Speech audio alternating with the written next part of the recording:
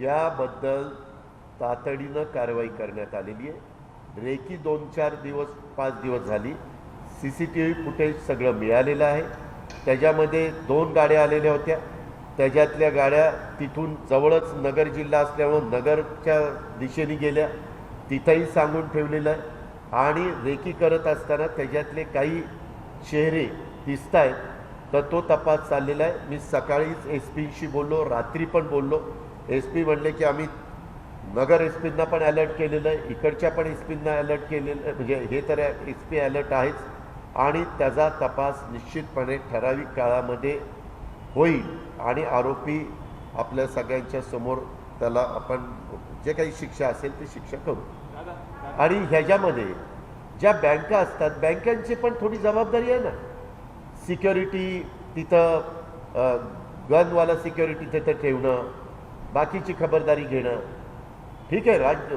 Police खात्याची तर जबाबदारी आहेच, पण पोलीस यंत्रणा पण कोरोनाच्या काळामध्ये कशी राबली हे आपण पाहिलं। इतर बाबतीमध्ये पण ज्या वेळेस जबाबदाऱ्या त्यांच्यावर येतात त्यावेळेस ते जबाबदाऱ्या पार पाडण्याचा प्रयत्न करत असतात। दादाची ड्रग्सची कारवाई सुरू आहे NCBची, त्यातल्या पत्रकार परिषदेत प्रश्न विचारण्यात आला की बड्या नेत्याचा मुलगा होता, तर त्याच्यात पार्कचं नाव घेण्यात आलं, ते निर्णय होत आहे की हे का जे कुणी असेल ते तपासा। उगीच तुम्ही कुणाच्या तरी मुलांचे नाव घेऊन त्यांचं करिअर का बरबाद करता? असेल तर कुणी असेल तर त्याला शिक्षा करा। तुमच्या घरातला असो, माझ्या घरातला असो, इतर कुणाच्या घरातला असो, नियम कायदा सगळ्याला सारखा असतो का नसतो? मी अलीकडे बघितलेलं आहे, बऱ्याचदा अशी काही नावं घ्यायची की त्याच्यातनं म्हणजे मीडियानी दखल घेतली पाहिजे किंवा न्यूज आल्या पाहिजे। आता तर मध्ये तर त्या सोशल मीडियामध्ये अजित पवारांचाच फोटो दिला होता। म्हणजे काय देणाऱ्याला लाज लज्जा शरम काय आहे का नाही? मला अख्खं महाराष्ट्र ओळखतो।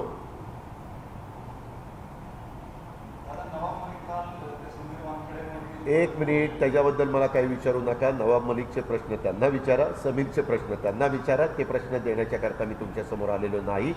मी माझ्या पुण्याच्या जिल्ह्याचा पालकमंत्री म्हणून पहिल्यांदा जे काही विद्यापीठाच्या पुलाच्याबद्दल जे काही काहींची वक्तव्य मी माझ्या वाचण्यात आली, काही स्टेटमेंट वाचण्यात आली, त्याच्याबद्दलचं मी क्लिअर केलं। दुसरं कोरोनाचा आढावा घेत असतानाचं क्लिअर केलं। तिसरं जसं आता एका भगिनीनं माझ्या विचारलं दरोडा पडला त्याच्याहीबद्दल सांगणं, किंवा एका माझ्या सहकार्याने विचारलं जे काही मुलीच्याबद्दलची हत्या झाली तिचं पार म्हणजे दोन्ही धड आणि हे शरीर असं वेगळं करण्याचा प्रयत्न, मुंडकं वेगळं करण्याचा प्रयत्न त्या ठिकाणी केला। अक्षरशः अतिशय थोडं ते राहिलेलं होतं। त्या सगळ्याची उत्तरं मी दिलेली आहे। मी ऐका जरा, मी मागं पण सांगितलेलं आहे की इतरांनी काही केलं ते असं म्हणले त्यांच्या उत्तरं द्यायला मी बांधील नाही। थांबा ना साहेब, मी त्याचं उत्तर द्यायला बांधील नाही। मी तुम्हाला सांगितलं ना, मला एक अधिकार आहे ना नो कॉमेंट्स म्हणायचा, का नाही आहे का नाही? तुम्हाला जसा प्रश्न विचारायचा अधिकार आहे तसा मला नो कॉमेंट्स म्हणायचा अधिकार आहे का नाही? त्याच्यावर नो कॉमेंट्स। मी आपल्याला जे काही सांगितलं ते सांगितलं। तुम्ही वेळ तुमचाही घालू नका, माझाही घेऊ नका, मला भरपूर काम आहे, मला काही एवढेच उद्योग नाही। मी त्याच्या संदर्भामध्ये माझं जे सांगतोय तेवढं ऐकून घ्या। जर तुमचंच करायचं असेल तर मी आपलं उठून जातो, तुमचं तुम्ही चालवा, काय चालवायचं नाही। मग हे मला तुम्ही मला अनेक वर्ष ओळखता, काही बाबतीमध्ये मला त्याच्यामध्ये कॉमेंट्स करायचे नाही, संपला विषय। दुसरं, बरेच दिवस महाराष्ट्रातल्या जनतेला मला सांगायचं होतं की अनेक वर्ष महाराष्ट्रातल्या साखर कारखानदारीच्या बद्दल खूप काही बोललं गेलं, खूप काही बातम्या आल्या, मधीच बातम्या आल्या, मधीच थांबल्या, पुन्हा बातम्या आल्या, अशा पद्धतीनं चाललं। खरं अनेक वर्षापासून, म्हणजे या गोष्टीला जवळपास 12-15 वर्ष झाली असतील, मी ह्या सगळ्या बातम्या येत असताना मी म्हणलं की कशाला आपण त्याला उत्तर द्यायचं, परंतु ते आता फार त्याचा अतिरेक झाला। त्याकरता राज्यातल्या जनतेला वस्तुस्थिती कळावी आणि ही सगळ्या माझ्या पत्रकार मित्रांनी पण नीट समजून घ्यावी. काही लोकांनी त्या काळामध्ये असे आरोप केले की 25,000 कोटीचा भ्रष्टाचार झाला. काही लोकांनी आरोप केले 10,000 कोटीचा भ्रष्टाचार झाला. ह्यानंतर ह्याबद्दलची तक्रार आली. आमचं सरकार गेलं, नवीन सरकार आलं, त्यांनी CIDला चौकशी करायला लावली. CIDनं चौकशी केली. त्या चौकशीमध्ये काही निष्पन्न झालं नाही. त्याच्यानंतर ACBनी चौकशी केली. त्याच्यातनं पण काही ह्याच्यामध्ये गैरप्रकार झालेत असं त्यांना दिसलं नाही. EOWनी चौकशी केली. सहकार विभागाने पुन्हा एकदा न्यायाधीशांच्या प्रमुख अध्यक्षतेखाली चौकशी समिती नेमली, चौकशी केली. एक सदस्य काय त्याच्यामध्ये पण त्याच्यात त्यांनी निर्णय दिला. असे अनेकांचे निर्णय आले. पण काही जण पुन्हा पुन्हा त्या बातम्या देण्याचा प्रयत्न करतात. आता मी आपल्याला एक सांगतो. 2007 साली राम गणेश गडकरी सहकारी साखर कारखाना विकला गेला. त्यामध्ये नागपूर जिल्ह्यातला हा कारखाना 2,500 टनाचा, तो 12,95,00,000 विकला गेला. नगरच्या एका कंपनीने तो खरेदी केला. नंतर अंबादेवी सहकारी साखर कारखाना विकला गेला. तो अमरावतीचा, तो 15,25,00,000 कायनेटिक पेट्रोलियम लिमिटेड मुंबईच्या कंपनीने खरेदी केला. महात्मा सहकारी साखर कारखाना वर्ध्याचा विकला गेला. तो Mahatma sugars and powers limited नागपूरनी तो कारखाना 14,10,00,000 विकत घेतला. वैनगंगा भंडाऱ्याचा कारखाना विकला गेला 1250 टनाचा. तो 14,10,00,000 Wainganga sugar and power limited यांनी विकत घेतला. नंतर शंकर सहकारी साखर कारखाना यवतमाळचा विकला गेला. तो 2,500 टनाचा कारखाना 19,25,00,000 सागर वाईन्स जालना, आणि मग त्यांनी घेऊन पुढं तो डेक्कन शुगर यांना विकला. म्हणजे घेताना सागर वाईननी घेतला आणि नंतर डेक्कन शुगरला विकला. अकोला सहकारी साखर कारखाना 17,10,00,000 Venkatesh agro sugar product Mumbai यांनी तो विकत घेतला. कोंडेश्वर सहकारी साखर कारखाना अमरावतीचा सुधीन कन्सल्टन्सी प्रायव्हेट लिमिटेड जयसिंगपूरने 14,72,00,000 विकत घेतला. त्याच्या आधीचा 17,10,00,000. शंकर सहकारी साखर कारखाना वागलवाडा नांदेड हा भाऊसाहेब चव्हाण सहकारी साखर कारखाना नांदेड युनिट 3 मध्ये 2,500 टनाचा कारखाना 14,75,00,000 विकला गेला. त्याच्यानंतर जरंडेश्वर सहकारी साखर कारखाना सातारा हा 66,75,00,000, 65 का 66, इथं 66 दिलं. गुरु कम्युनिटी प्रायव्हेट लिमिटेड मुंबई यांनी तो विकत घेतला. गुरु कम्युनिटी प्रायव्हेट लिमिटेड मुंबई. नंतर नरसिंह सहकारी साखर कारखाना परभणीचा हा Tridhara sugar private limited Powai Mumbai यांनी विकत घेतला 40,25,00,000. बालाघाट सहकारी साखर कारखाना लातूरचा 31,36,00,000 Siddhi sugar and allied industry limited लातूरने विकत घेतला. पुष्पदंतेश्वर सहकारी साखर कारखाना Nandurbar Austoria jewellery private limited मुंबईने विकत घेतला. त्याच्यानंतर त्यांनी तो आयान LLP शुगर लिमिटेड यांना विकला. राजे विजयसिंह डफळे शेतकरी कारखाना सांगली जत 2,500 टनाचा कारखाना हा 47,86,00,000 विकला गेला. तो राजाबापू सहकारी साखर कारखान्याने घेतला. जालना सहकारी साखर कारखाना 42,31,00,000 तापडिया कन्स्ट्रक्शन औरंगाबादने विकत घेतला. त्याच्यामध्ये हुतात्मा जयंतराव पाटील सहकारी साखर कारखाना भाऊराव चव्हाण सहकारी साखर कारखान्यानेच युनिट नंबर 4 म्हणून 48,51,00,000 विकत घेतला. जय अंबिका सहकारी साखर कारखाना नांदेड 33,50,00,000 कुंटूर शुगर ॲग्रो लिमिटेडने घेतला. कन्नड सहकारी साखर कारखाना औरंगाबादचा 50,20,00,000 बारामती ॲग्रो लिमिटेड बारामतीने खरेदी केला. श्रीराम सहकारी साखर कारखाना नागपूर 11,97,00,000 2,500 टनी कारखाना व्यंकटेश्वरा पॉवर प्रोजेक्ट लिमिटेड कोल्हापूरने खरेदी केला. घृणेश्वर सहकारी साखर कारखाना औरंगाबाद ते 2,500 टनाचा 18,62,00,000 घृणेश्वर शुगर प्रायव्हेट लिमिटेड औरंगाबादने खरेदी केला. बागेश्वर सहकारी साखर कारखाना परतूर जालना 44 कोटी 10 लाखाला श्रद्धा एजन्सी पुण्याने खरेदी केला.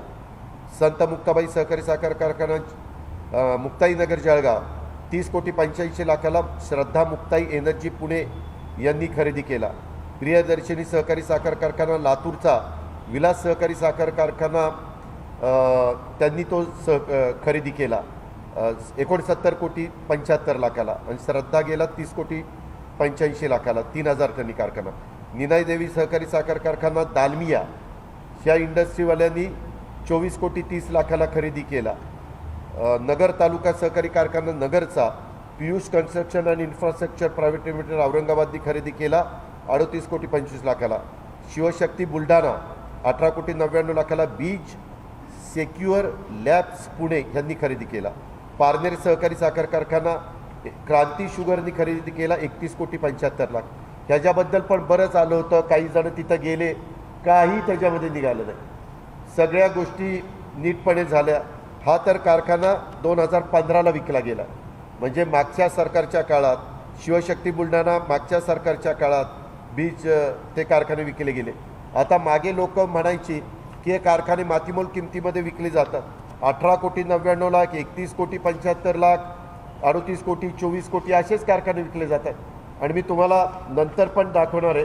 तर ती लिस्ट आली का रे ह्याची 11 कारखाने ह्याला दिली होती, वेद पाठकला सांगितलं होतं काढायला. फोटो प्रिंट आपले व्हॉट्सॲप आलेला होता, मी सकाळी सांगितलेलं होतं. तर त्या तापडी हे कारखाने एवढे विकले गेले. हे झाले एकूण 26 कारखाने म्हणजे पारनेर धरून. आता 27वा कारखाना 2016 साली मागच्या सरकारच्या काळात 43 कोटी 95 लाखाला natural sugar and allied industries limited यांनी 43-95ला खरेदी केल्या 2500 टनाचा. मुखेडचा जय शिवशंकर सहकारी साखर कारखाना शिवाजी सर्व्हिस स्टेशन बराळी जिल्हा नांदेड 28 कोटी 4 लाखाला खरेदी केला. संत एकनाथ सहकारी साखर कारखाना सोलापूर तो 2017ला विकला, त्याच्यामध्ये 13 कोटी 23 लाखाला सध्या जमीन विकलेली आहे, कारखाना अजून विकलेला दिसत नाही.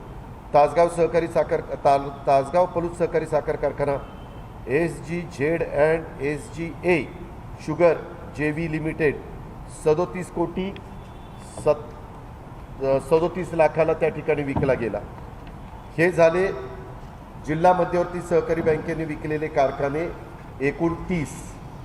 त्याच्यानंतर जिल्हा मध्यवर्ती सहकारी बँकांनी सरफेसी कायद्याअंतर्गत विक्री केलेले कारखाने गिरणा सहकारी साखर कारखाना नाशिक जिल्हा बँकेने विकला 27 कोटी 55 लाखाला.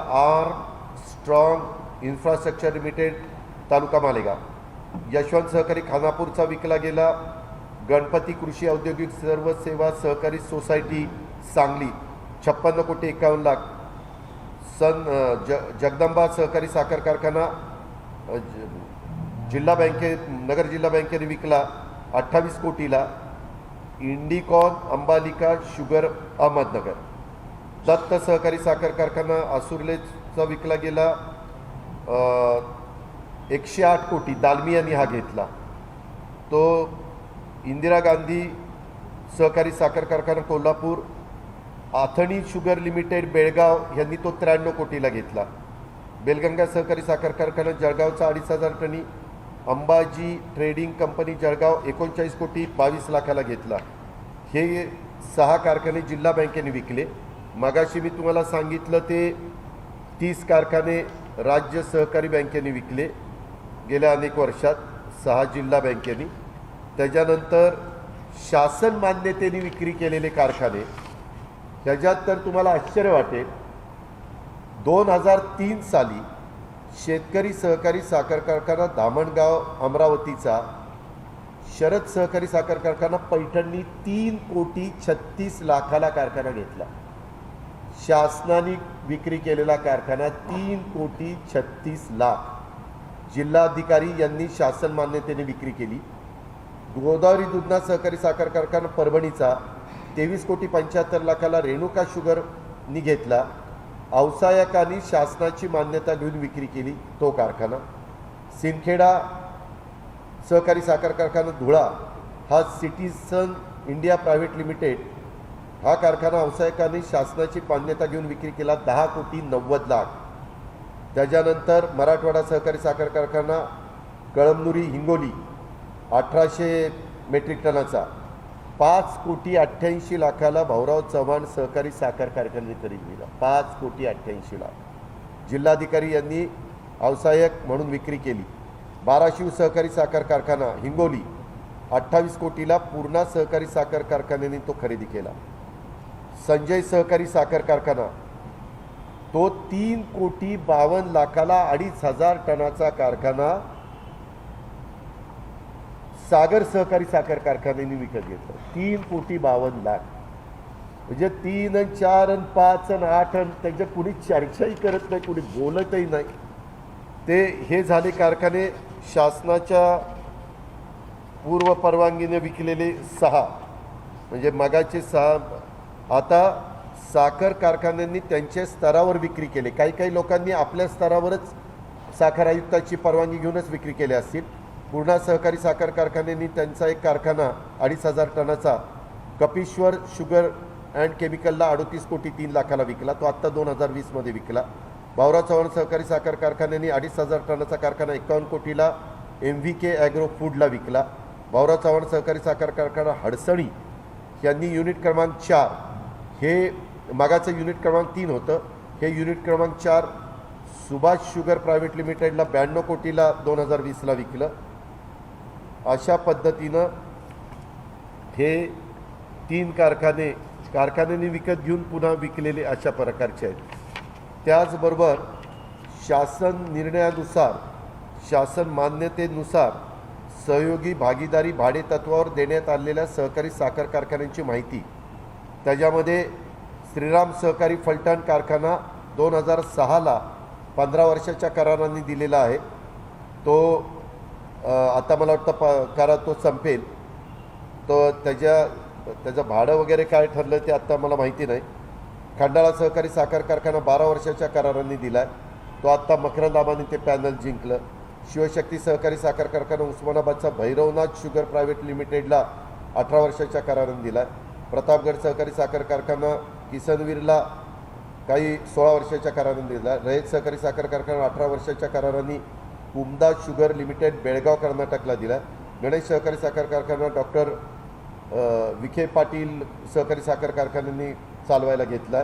संत एकनाथ सहकारी साखर कारखाना सहयोगी तत्वावर, मगाचा आहे तो भागीदारी तत्वावर, हा सहयोगी तत्वावर सचिन गाळे शुगर प्रायव्हेट लिमिटेड पुणे, हा मला वाटतं CA त्यानं तो त्या ठिकाणी घेतलेला आहे चालवायला. सिद्धेश्वर सहकारी साखर कारखाना सिल्लोड हा भाडे तत्वावर खडकपूर्णा ॲग्रो लिमिटेड औरंगाबादनी चालवायला घेतला आहे.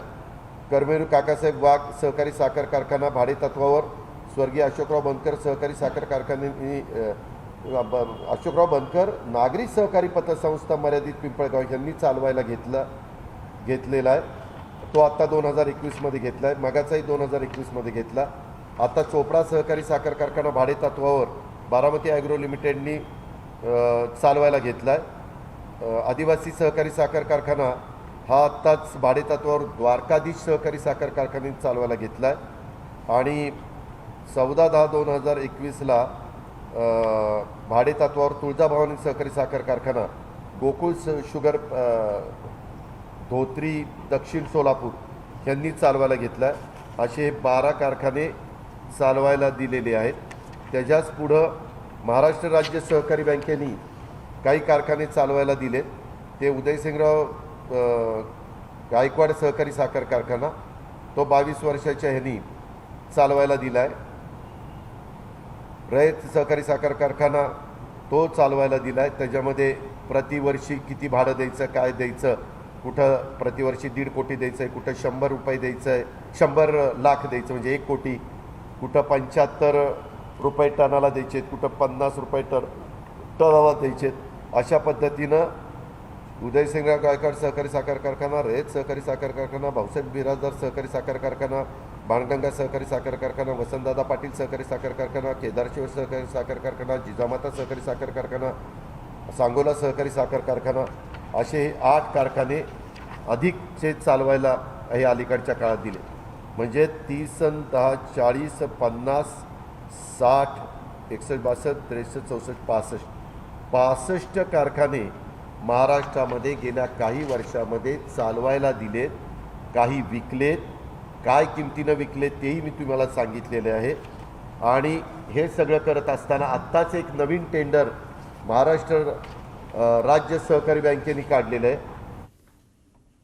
आपण बघतो अजित पवार यांच्या पत्रकार परिषदेमध्ये आधी पुण्याच्या सगळ्या स्थितीचा त्यांनी आढावा घेतला आणि त्यानंतर ज्या पद्धतीने साखर कारखान्यांसंदर्भातली चौकशी सुरू होती हे सगळे भ्रष्टाचार झाल्याचे आरोप खोटे असल्याचं त्यांनी यामार्फत सांगण्याचा हा प्रयत्न केलेला आहे. 25,000 कोटींचा आरोप भ्रष्टाचाराचा करण्यात आलेला खोटा आहे असं त्यांनी म्हटलंय. एका ब्रेकनंतर इतरही बातम्यांचा पुन्हा भेटूयात. पहा फक्त न्यूज 18 डॉट. आत्मीचा होता, खूप जणांनी त्या निविदा भरल्या होत्या, त्याचा रेकॉर्ड पण आहे.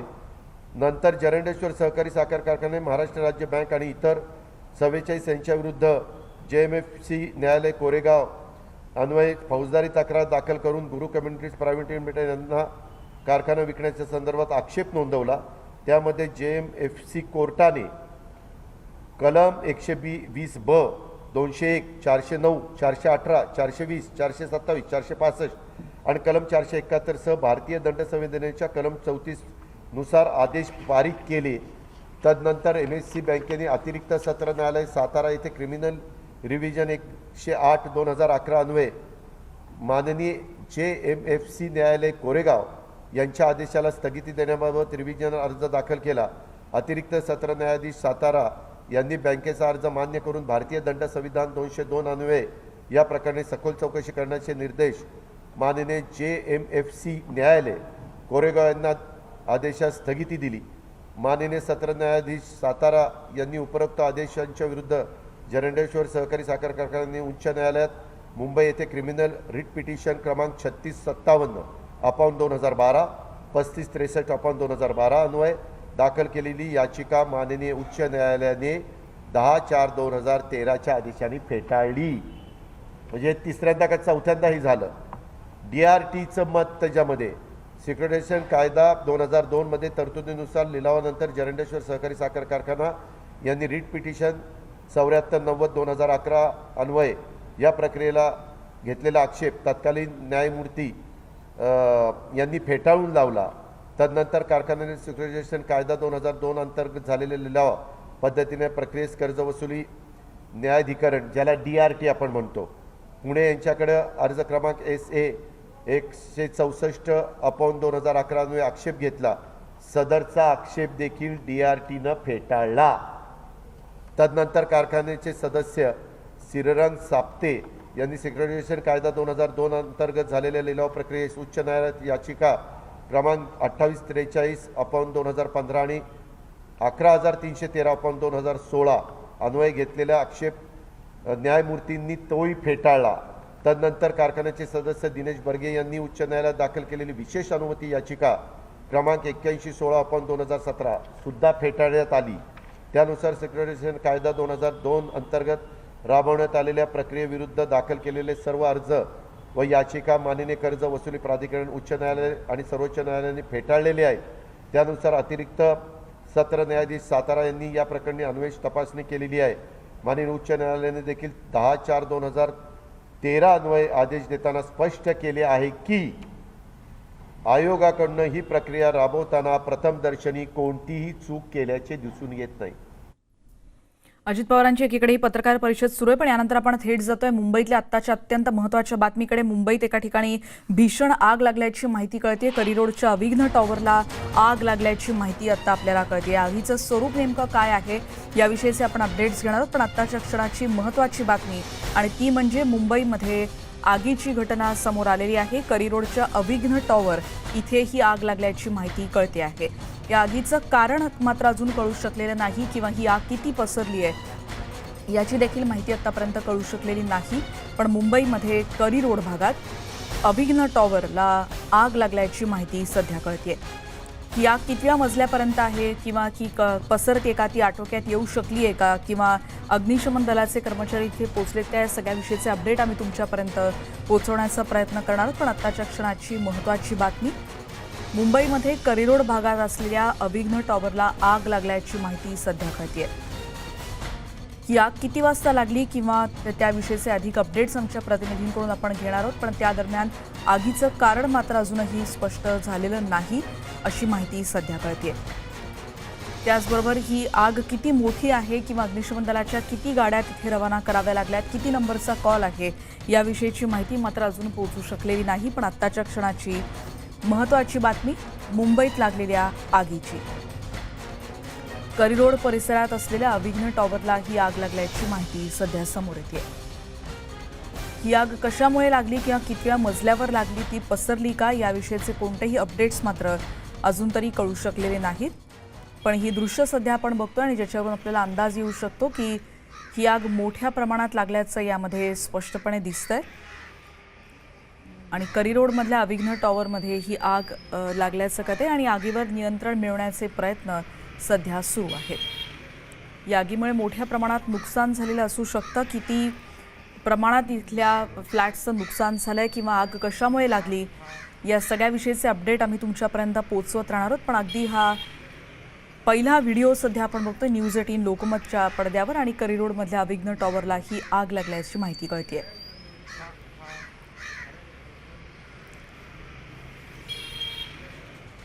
प्रणाली कापसे आमच्या प्रतिनिधी आता आपल्या सोबत आहेत. प्रणाली, काय अपडेट्स मिळतात याबद्दल?